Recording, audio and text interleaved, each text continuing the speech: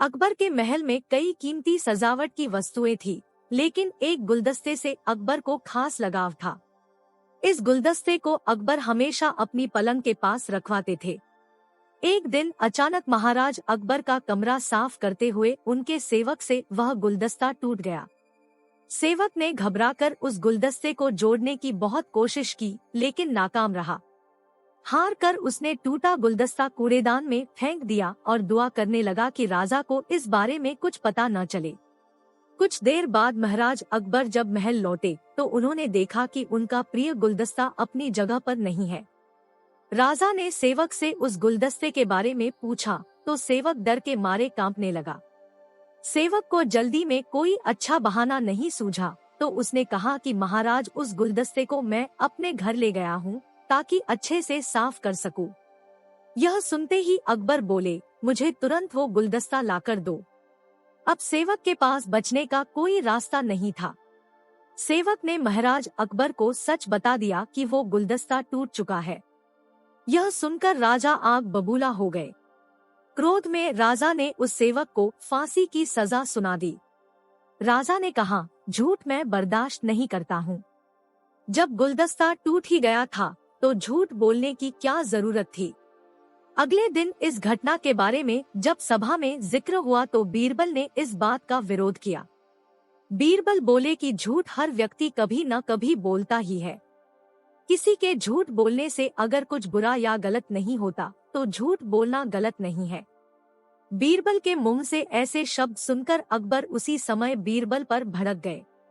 उन्होंने सभा में लोगों से पूछा कि कोई ऐसा है यहाँ जिसने झूठ बोला हो।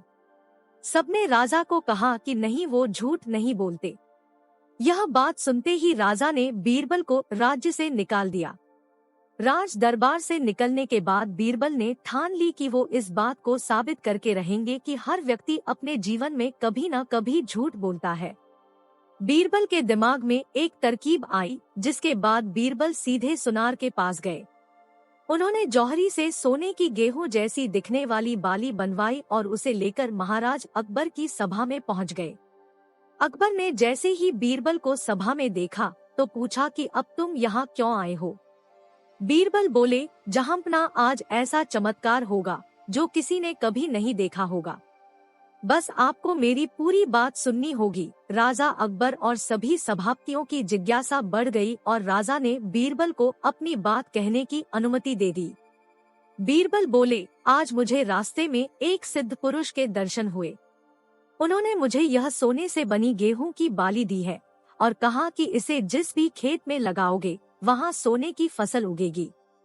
अब इसे लगाने के लिए मुझे आपके राज्य में थोड़ी सी जमीन चाहिए। राजा ने कहा, यह तो बहुत अच्छी बात है, चलो हम तुम्हें जमीन दिला देते हैं। अब बीरबल कहने लगे कि मैं चाहता हूँ कि पूरा राज दरबार यह चमत्कार देखे। बीरबल की बात मानते हुए पूरा राज दरबार खेत की ओर चल पड़ा। खेत में पहुंचकर बीरबल ने कहा कि इस सोने से बनी गेहूं की बाली से फसल तभी उगेगी जब इसे ऐसा व्यक्ति लगाए जिसने जीवन में कभी झूठ न बोला हो। बीरबल की बात सुनकर सभी राजदरबारी खामोश हो गए और कोई भी गेहूं की बाली लगाने के लिए तैयार नहीं हुआ। राजा अकबर बोले कि क्या राजदरबार में कोई ऐसा व्यक्ति नहीं है जिसने अपने जीवन में कभी झूठ न बोला हो। सभी खामोश थे।